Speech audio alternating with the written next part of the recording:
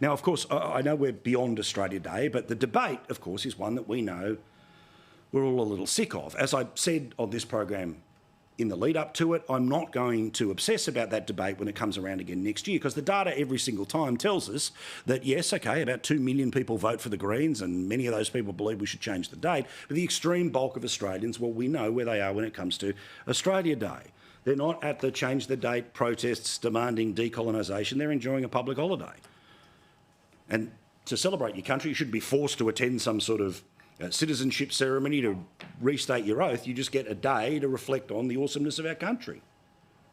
Well, again, this lefty poll, which desperately has always tried to find a way to say that Australians are obsessed with finding anything but Australia Day as the way to mark our country, well, apparently, how's this? Just 18% of people believe that there should be a new national day that replaces Australia Day.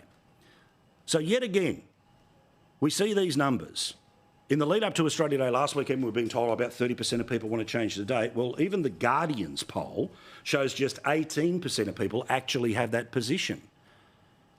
Now, that is a smaller number than 50 last time I checked, and it's well and truly down on the same question that was asked last year. In fact, that number has gone down by 8% in just 1 year. In fact, 40% of people do not support a separate day. They want Australia Day to be exactly where it is, which is January 26. No questions.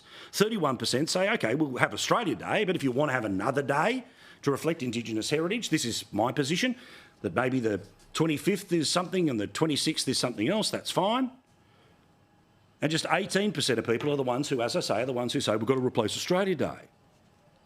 So chalk this up as yet another political victory for the Prime Minister, who thinks that if he throws more of himself at an issue, then the Australian people, because they love him, will go with him. He spent $450 million speaking about Indigenous issues all of last year. He had the crocodile tears in the dirt in Uluru.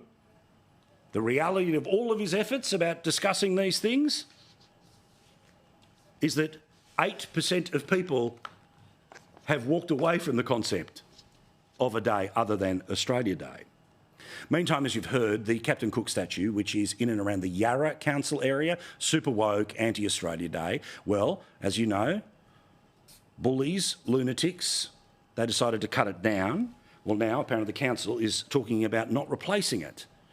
Because, you know, what do they say about bullies and vandals? Oh, but apparently you give in to them when you agree with what they do. Again, driven by the data, we got plenty of it, about just how bad Christmas was for the retailers of Australia. Now, as you know, cost of living, number one issue, always talk about it on the show because it is the number one issue in the country. Remember, even the Channel 9 newspapers had to own up to the honesty that Christmas was becoming a luxury for people because of just how much money they were spending on things like power bills. You know, the one that was supposed to be going down by $275, instead up.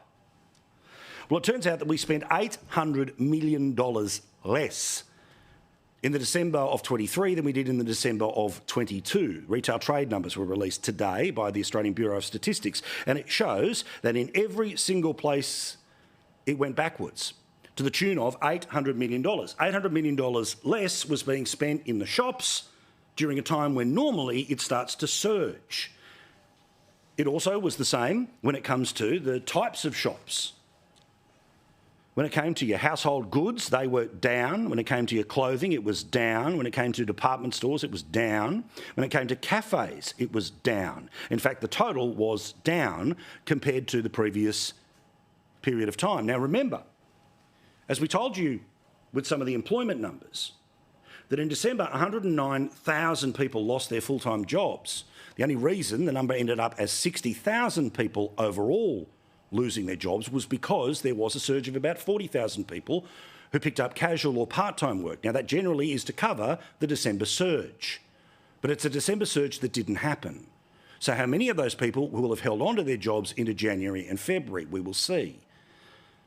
But if there is literally not enough seats in the MCG for the people who lost full-time employment at the end of last year, the retail sector looks like where it is in Christmas of last year.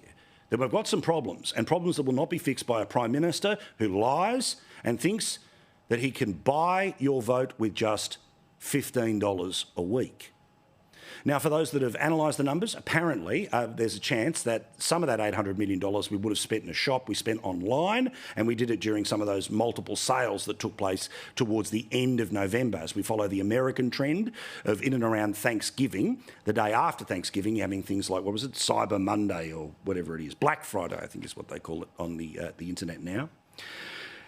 And of course, anyone who has had a vacuum to buy of recent times, at some point in your life you thought about buying one from Godfreys. A company started in Melbourne the best part of a century ago, and now it has gone into administration today. It of course means that there'll be no more of those ads that were all over the telly for all of those different decades. And I was double checking this, by the way. The bloke who used to do all of these ads, the comb over and everything, he was actually the CEO of the company.